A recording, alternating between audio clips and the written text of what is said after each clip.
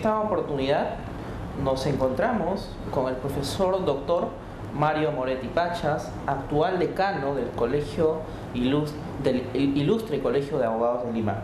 Estimado profesor, reciba un saludo cordial de todos los integrantes de la revista jurídica Alerta Informativa.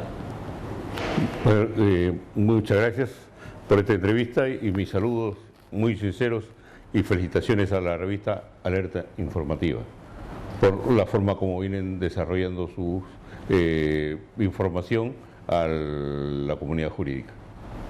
Muchas gracias, profesor.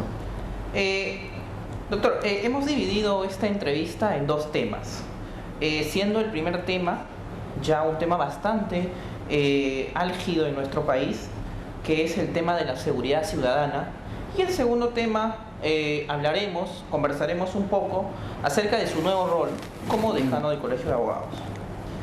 En primer lugar, queremos felicitarlo y reconocer sus capacidades para liderar el Ilustre Colegio de Abogados de Lima. Bueno, la primera pregunta sería, ¿no? Doctor, durante los últimos años el índice delictivo va en aumento, ¿no? Estamos inmersos en una creciente ola de inseguridad ciudadana. ¿Qué opina usted al respecto? ¿Es una realidad o es una percepción como se ha definido por algunos funcionarios? No, agradezco sus palabras. Pues en realidad estamos frente a una triste realidad.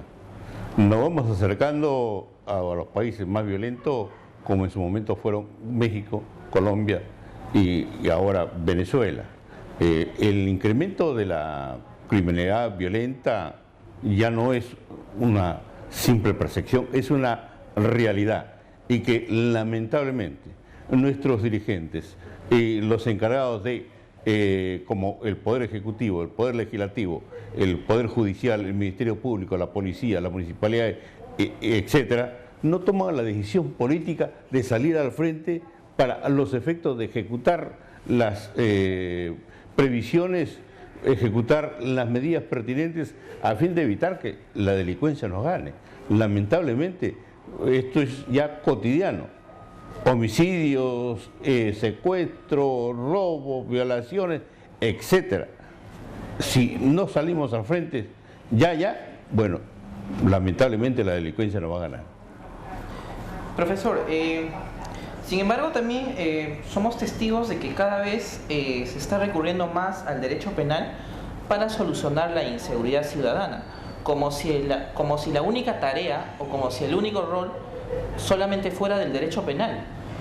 Es más, se ha visto una gran expansión del derecho penal, es decir, se están creando cada vez más nuevos tipos penales, se generan nuevas agravantes, se reducen las atenuantes, incluso las leyes 30.076, 30.077 están reduciendo los beneficios penitenciarios. ¿Usted está de acuerdo con estas medidas? No, esto es algo que siempre hemos criticado. Es increíble que en estos momentos tengamos más allá, cerca de 600 leyes que han modificado el Código Penal. El Código Penal tiene 452 artículos, es decir, tenemos más modificaciones que artículos que tiene el Código Penal. Siempre aquí algunos políticos, o concretamente congresistas, van al resultado, pero no van a las causas. ¿Acaso en algún momento se ha tomado alguna medida preventiva por parte del Estado o la misma sociedad respecto a velar por los niños, por los adolescentes? Vemos ahora que hechos considerados como delitos para los mayores o adultos son cometidos por niños y adolescentes, y no se toman, no hay ninguna medida para evitar que esto suceda, de tal manera que en tanto que no se tomen medidas preventivas para ir a la causa del delito, si no es leyes que van a reducir la criminalidad, sino todo lo contrario. En todo caso, ¿en dónde cree usted que está el problema? Es decir, ¿qué cosas se están desatendiendo? La prevención. De la prevención, y sobre todo, siempre se dice, por ejemplo, pena de muerte para los violadores, pero ¿acaso el Estado y la misma sociedad se ha preocupado de atender a los niños o niñas violadas? Ya está establecido estadísticamente que casi más del 95% de violadores han sido violados en su niñez. De allí que considero yo, por la experiencia, de que en tanto que no se tomen las medidas preventivas del caso, no vamos a conseguir ningún objetivo. Doctor, aparte de ello, se habla mucho acerca de la política criminal, ¿no? ¿Realmente existe en nuestro país una política criminal? No, porque a la verdad que lo único que vemos nosotros es leyes tanto en el aspecto penal, penitenciario y procesal penal, pero nada un referente a cómo atacar y cómo prevenir la comisión de hechos delictivos.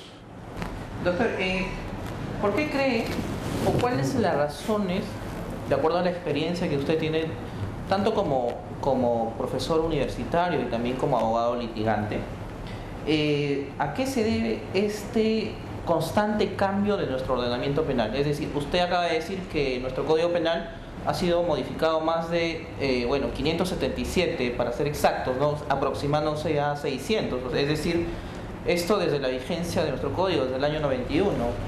Y esto seguramente va a seguir cambiando, es decir, se va a seguir modificando, se va a seguir recurriendo al Código Penal y probablemente pues tengamos más tipos penales, tengamos más endurecimiento de las penas. ¿Qué opina al respecto? ¿Cuál cree usted que sean estas razones? Desgraciadamente son cuestiones coyunturales. Para los efectos de pretender hacer creer a la población que con la ley que estoy yo proyectando y que luego va a ser aprobada por el Congreso y promulgada por el Ejecutivo o mediante las facultades de decretos legislativos al Ejecutivo, ya con eso se va a resolver el problema. Y lo dicen los políticos. Nunca más feminicidio, nunca más robos agravados, nunca más el robo de celulares, nunca más. Es todo lo contrario. Así es. Porque se han dictado leyes que lejos de disminuir la criminalidad, es todo lo contrario. Así es. Así es. En todo caso, ¿a qué otras ciencias podríamos recurrir? No solamente que sea el derecho penal. ¿Podría recurrirse, por ejemplo, al campo de la criminología? ¿Cómo va o qué opina respecto a estas Yo ciencias? creo que como una ciencia auxiliar podemos recurrir a ella, sobre todo para dar una explicación, el por qué se llega a cometer determinados hechos delictivos. A la psiquiatría, a la psicología. Vemos nosotros como, y lo digo por experiencia, un avesado delincuente que cometió X delitos, se le hace una pericia y se llega a establecer que fueron maltratados por sus padres, que fueron maltratados por sus más allegados, y a las finales esto crea un clímax de rebeldía del menor, y tuve un caso muy patético, el hijo de una gran familia, entre comillas, por lo económico, dueño de una multinacional. Sin embargo, el hijo llegó hasta parar al frontón. ¿Y todo por qué? Porque en una oportunidad, a los 5 años, presenció como el padrastro golpeaba a la mamá. Él se interpuso y el padrastro le tiró una cachetada. A partir de ese momento, él hizo lo indecible, lo sacaron de los mejores colegios de Lima, cometió una serie de hechos delictivos, inclusive fue a parar al frontón, y el motivo solamente ese acto del maltrato por parte del padrastro. Y él consideraba que la única culpable de que se hayan separado su padre con su madre había sido su mamá. Ok, doctor. Doctor, ¿de qué manera el Colegio de Abogados de Lima puede coadyuvar para un correcto análisis del problema y consecuentemente implementar soluciones apropiadas frente a esta pandemia, ya denominarlo así, que es la inseguridad ciudadana? Bueno, en principio estamos próximos a celebrar un convenio con la Municipalidad de Surco para los efectos de llevar un evento internacional sobre seguridad ciudadana. ¿Con qué finalidad? Con la finalidad de que van a venir especialistas de México, Colombia, Ecuador, a fin de que nos expongan sus realidades. ¿Qué es lo que han hecho ellos para combatir el índice de criminalidad? Y frente a ello, de una vez pedir nosotros, como Colegio de Abogados de Lima, porque el colegio va a auspiciar este evento, la intervención de las autoridades, entiéndase policía, el Poder Ejecutivo y el Poder Legislativo. Perfecto, me parece muy interesante la idea que viene trabajando, doctor. Ahora un poco vamos a tocar su tema su rol como decano. Profesor, ¿cuáles cree usted que deben ser las cualidades de un buen abogado? Bueno, en principio, siempre recomiendo yo que el abogado estudie. Tenemos que actualizarnos. Y es allí donde el Colegio de Abogados está llevando adelante el dictado de cursos de especialización. Y lógicamente con profesores de renombre y de categoría, porque lo que debemos buscar es el reconocimiento y sobre todo que vengan a dictar clases abogados o profesores de reconocida solvencia moral e intelectual. En ese sentido, profesor, ¿qué competencias debe desarrollar un buen abogado en la actualidad, en este mundo globalizado, ¿no? ¿A qué retos se debe enfrentar? Bueno, estamos frente a un mundo competitivo y frente a esta competitividad justamente el Colegio de Abogados va a realizar eventos donde se lleven cursos de especialización, maestrías, convenios por ejemplo con las universidades más reconocidas del país, a fin de que el que viene a escuchar una conferencia o el que interviene en un diplomado tenga el respaldo de que esto está garantizado por una universidad de prestigio. Perfecto. Y para que se pueda lograr para que se pueda lograr que un abogado sea un abogado competente, se necesita pues una buena formación académica. Esto es que las universidades se preocupen en darle buena formación académica. Si usted tuviera que aconsejar a los jóvenes, aquellos que recién empiezan por el camino del derecho, por este complejo camino del derecho, ¿qué les diría? ¿Qué consejos les daría a los estudiantes de derecho? Bueno, en principio, una de las tareas que pienso llevar adelante es tratar de reunir con un decano de la Facultad de Derecho para ver cómo encauzar una buena preparación para los estudiantes de pregrado.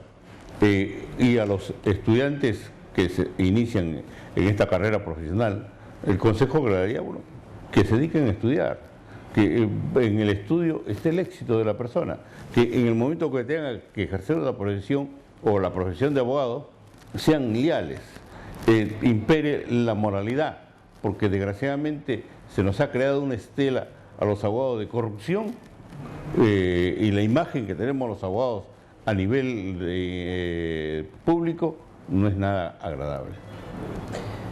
Doctor, ¿qué proyectos nuevos va a implementar como decano del Colegio de Abogados de Lima? Bueno, estamos nosotros en conversaciones, porque tengo con la justa un mes nomás en el cargo, para llevar adelante convenios. Una de las tareas que me he impuesto es el voto electrónico, a raíz del maltrato que hubo para los abogados el 30 de noviembre. También convenios con el Banco de la Nación, con la RENIEC y en su momento con la OMPE para los efectos de conseguir este objetivo y sobre todo también con las universidades de prestigio. Doctor, por último, ¿qué vamos a esperar de acá a 2 años cuando culmine su gestión? Bueno, en principio la transparencia. Hemos convocado a una auditoría, también a un auditor interno, de control interno, para que supervise las adquisiciones, los requerimientos que formule quien habla o las diversas direcciones, a fin de que nuestra actuación en el colegio sea transparente. Y sobre todo vamos a dejar varias obras, varias situaciones, sobre todo en lo que respecta a lo académico, a favor del abogado. Doctor, muchísimas gracias. A nombre de Alerta Informativa le deseamos los mayores éxitos en esta su nueva labor como decano del ilustre Colegio de Abogados de Lima. Les agradezco esta entrevista y mi saludo muy cordial a Alerta Informativa. Muchas gracias. Gracias.